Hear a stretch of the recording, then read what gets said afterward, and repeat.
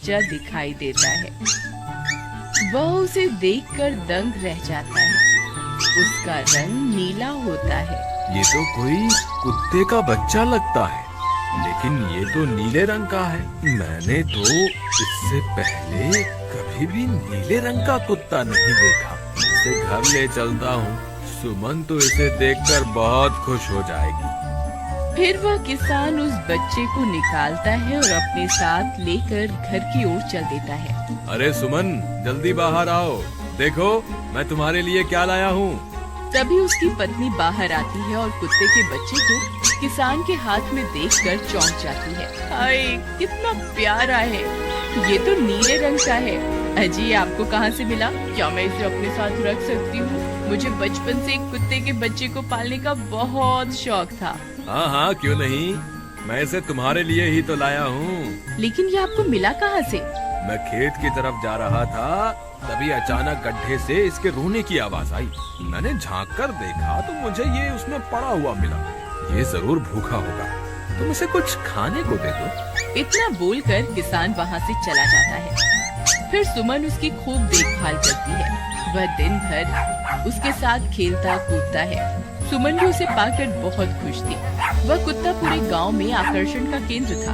वह जब भी गांव में घूमने निकलता, सारे गांव वालों की नजर उसी पर टिक जाती थी, क्योंकि किसी ने भी नीले रंग का कुत्ता पहले अपनी जिंदगी में कभी भी नहीं देखा था। अरे हरिया, देख तो, ये उसी किसान का पिल्ला है। तुमने कभी नीले रंग का कुत्ता देखा है क्या? नहीं भाई, मैंने तो पहली बार ऐसा कुत्ता देखा है। लेकिन ये इस किसान को मिला कहाँ से? इतना अनोखा कुत्ता खरीदने की हैसियत तो इस किसान की है नहीं।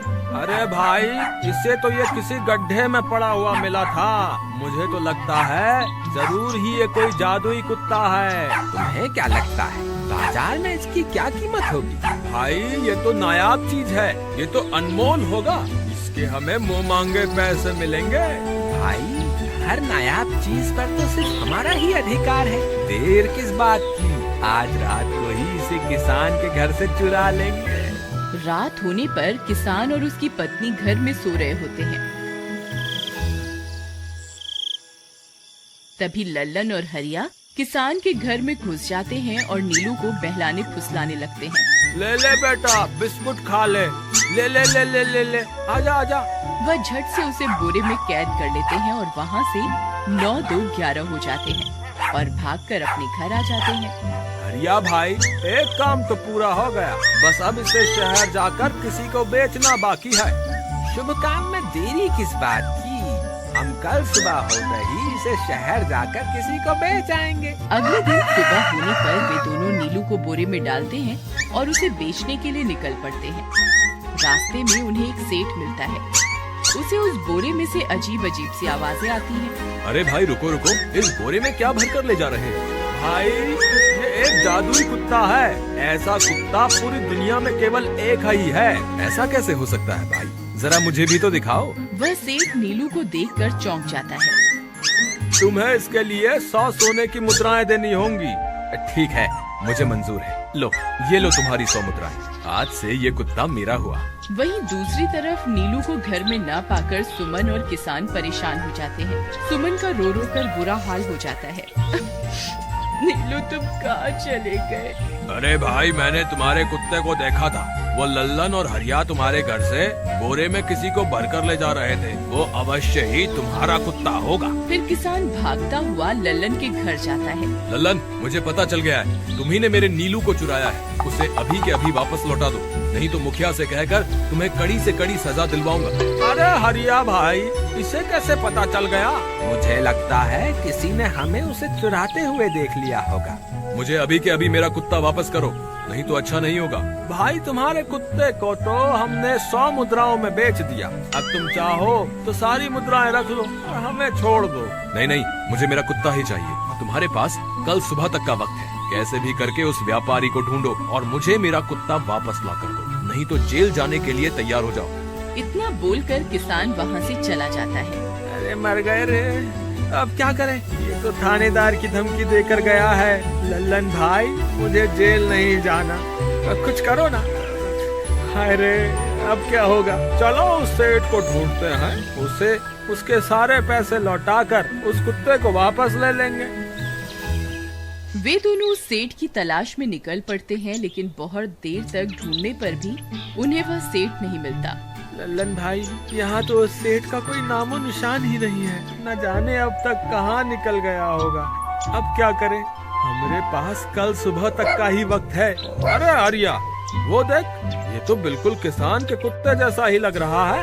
तुम्हारी आंखों में मोतियाबिंद हो गया है क्या बेवकूफ? किसान का कुत्ता नीले रंग का था और ये तो भूरे रंग का है। क्या तुम्हें नीले और भूरे रंग में फर्क दिखाई नहीं देता? अरे तो क्या हुआ, अगर हम इसे नीले रंग से रंग दें तो उसके बाद ये हूबहू नीलू जैसा ही दिखेगा। बात तो तुम सही कहते हो भाई। चलो फिर देर किस बात की, अभी इसे पकड़ते हैं। फिर वे दोनों उस कुत्ते को पकड़कर अपने घर ले जाते हैं और नीले रंग का पानी घोलकर उसे उसमें डुबो कर उसका रंग भी नीला कर देते हैं। अरे भाई हरिया, ये तो बिल्कुल नीलू जैसा ही दिख रहा है। फिर अगले दिन वे उस कुत्ते को अपने साथ लेकर किसान के घर जाते हैं। अरे भाई मोहन, देखो हम तुम्हारे लिए क्या लाए हैं। जल्दी आओ, तुम्हारा नीलू वापस आ गया है। जल्दी आओ। किसान और सुमन की खुशी का ठिकाना नहीं रहा। लल्लन और हरिया, तुमने गुनाह तो बहुत बड़ा किया था, लेकिन वक्त रहते तुमने अपनी गलती को सुधार लिया, इसलिए मुझे तुमसे अब कोई शिकायत नहीं है। तुम दोनों जा सकते हो। फिर वे दोनों वहाँ से निकल जाते हैं। नीलू, तुम वापस आ गए। मुझे तुम्हारी कितनी फिक्र हो रही थी। कहाँ चले गए थे तुम? हाँ, आज के बाद मैं तुम्हें कभी अकेला नहीं छोड़ूंगी। मेरा नीलू इतने दिनों बाद घर आया है, इतना गंदा भी हो गया है। चलो अब हम नहाई करेंगे। फिर सुमन उसे नहलाने लगती है। अरे मेरा नीलू नहाई करेगा, इतना गंदा हो गया है। पानी उसके ऊपर पड़ते ही वह कुत्ता छटपटाने लगता है। अरे क्या हुआ नीलू, तुझे तो नहाना बहुत पसंद था, आज क्या हो गया तुझे? तभी उसका सारा नीला रंग उतरने लगता है। अरे ये क्या, इसका रंग क्यों उतर रहा है? तभी वह कुत्ता गुस्से में आकर सुमन को काट लेता है। अरे मर गई रे, हाय रे। अरे सुनो जी, इसने तो मुझे काट खाया। हाय रे अजी, सुनते हो? जल्दी आओ, मुझे लगता है ये हमारा नीलू नहीं है। देखो, इसका तो सारा रंग ही उतर गया। ये तुमने ठीक नहीं किया लल्लन, अब मुझसे बुरा कोई नहीं होगा। फिर किसान गुस्से में लल्लन और हरिया के घर जाता है। ए लल्लन, दरवाजा खोल। ए लल्लन, जल्दी दरवाजा खोल, नहीं तो इसे तोड़ दूंगा। आज तुझे मुझसे कोई नहीं बचा सकता। अरे मर गए रे, ये तो उसी किसान की आवाज है। लगता है इसे हमारी तरकीब के बारे में पता चल गया। अरे क्या हुआ भाई, इतने गुस्से में क्यों हो? तुम्हें क्या लगता है मैं बेवकूफ हूँ? तुम किसी भी आवारा कुत्ते को नीला रंग चढ़ाकर हमें दे दोगे और हम मान लेंगे कि वो नीलू है?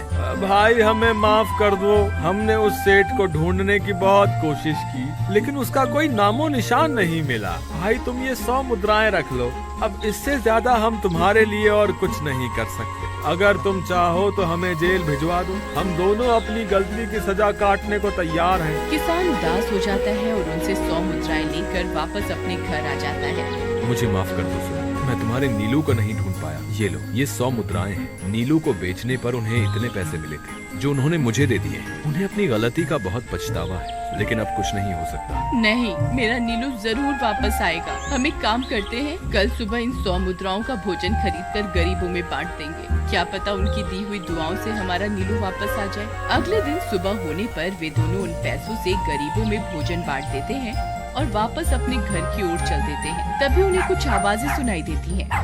वे दोनों चौंक जाते हैं। अरे ये तो मेरे नीलू की आवाज है। नीलू, नीलू तुम कहाँ हो? तभी सामने से नीलू भागता हुआ उनके पास आता है। नीलू